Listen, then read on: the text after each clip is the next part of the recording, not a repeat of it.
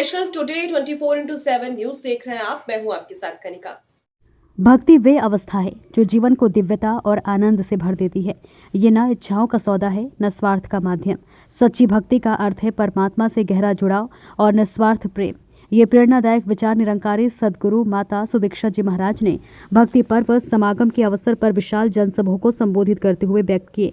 इसी संदर्भ में धौलपुर में भी संयोजक भंवर सिंह की अध्यक्षता में भक्ति पर्व समागम मनाया गया।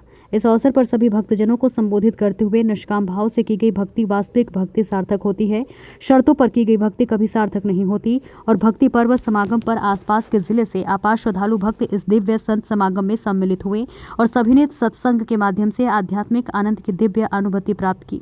समागम के दौरान अनेक वक्ताओं, कवियों और गीतकारों ने विभिन्न विद्याओं के माध्यम से गुरु महिमा और भक्ति का भावपूर्ण वर्णन किया। सदगुरु माता जी ने भक्ति की महिमा का उल्लेख करते हुए कहा कि ब्रह्म ज्ञान भक्ति का आधार है। ये जीवन को उत्सव बना देता है। भक्ति का वास्तविक स्वरूप दिखावे से परे और स्वार्थ व लालच से मुक्त होता चाहिए। जैसे दूध में नींबू डालने से वह फट जाता है, वैसे ही भक्ति में लालच और स्वार्थ हो तो वह अपनी पवित्रता खो देती है। सदगुरु माता जी ने उदाहरण देते हुए कहा कि भगवान हनुमान जी, मीराबाई और बुद्ध भगवान का भक्ति स्वरूप भले ही अलग था, लेकिन उनका मर्म एक ही था, परमात्मा से अटूट जुड़ाव। भक्ति सेवा, सुमिरन, सत्संग और गान जैसे अनेक रूपों में हो सकती है, लेकिन उसमें निस्वार्थ प्रेम और समर्पण का भाव होना चाहिए। गृहस्थ जीवन में भी भक्ति संभव है यदि हर कार्य में परमात्मा का आभास हो।